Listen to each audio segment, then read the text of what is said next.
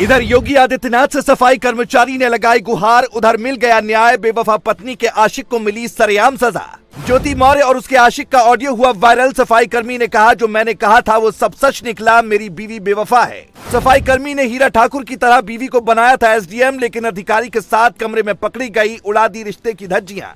ऐसे ही नहीं कहा जाता है कि भगवान के घर में देर होती है, अंधेर नहीं होती है। आलोक मौर्य अपनी एसडीएम बीवी को बेवफा बताकर लंबे वक्त से रो रो कर न्याय की गुहार लगा रहे थे, लेकिन अब उन्हें न्याय मिल गया है।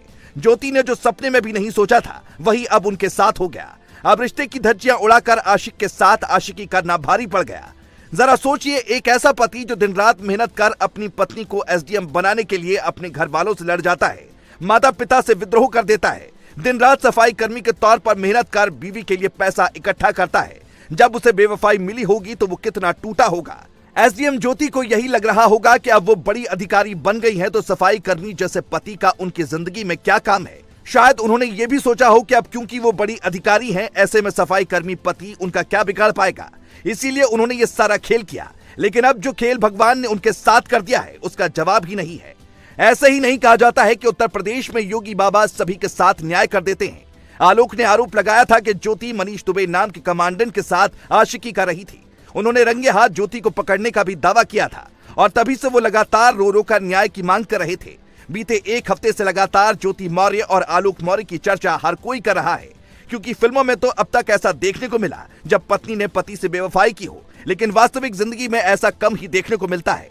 सालों पहले सूर्यवंशम फिल्म आई थी जिसे आपने भी जरूर देखा होगा। उसमें अमिताभ बच्चन यानी हीरा ठाकुर अपनी बीवी को एसडीएम बनाने के लिए पूरी ताकत झोंक देते हैं, लेकिन जब वो एसडीएम बनती है तो अपने अनपढ़ गवार पति को अपने सिर आंखों पर रखती हैं। पत्नी होने का हर एक धर्म निभाती हैं। शायद यही फिल्म देखकर आलोक को भी लगा था कि उनकी पत्नी को वो पढ़ा लिखा कर एक अधिकारी बनाएंगे। उनका सपना पूरा भी हुआ, लेकिन अब उनके साथ जो खेल हो गया उसके बाद उन्हें जीने की इच्छा ही नहीं रही। 7 साल की बेटी है और आलोक सफाई कर्मचारी हैं, इसीलिए अधिकारी बीवी से ज्यादा लड़ नहीं सकते। उन्होंने ज्योति पर कई तरह के आरोप लगाए थे, यहाँ तक कह दिया था कि वो अपने आशिक के साथ मिलकर उनकी हत्या की साजिश रच रही है।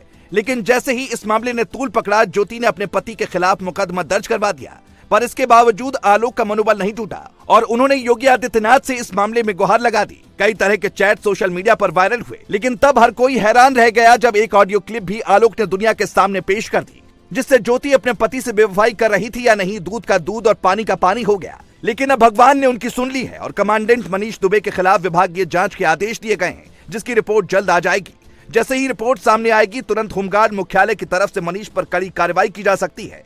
जांच रिपोर्ट इसी हफ्ते आनी थी, लेकिन कई जिला कमांडेंट के तबादले के चलते एक सप्ताह लेट हो गई। लेकिन योगी के सख्त होने के बाद अब मामले की जांच डीआईजी संतोष कुमार को सौंप दी गई और जल्द रिपोर्ट पेश करने के लिए कहा गया है।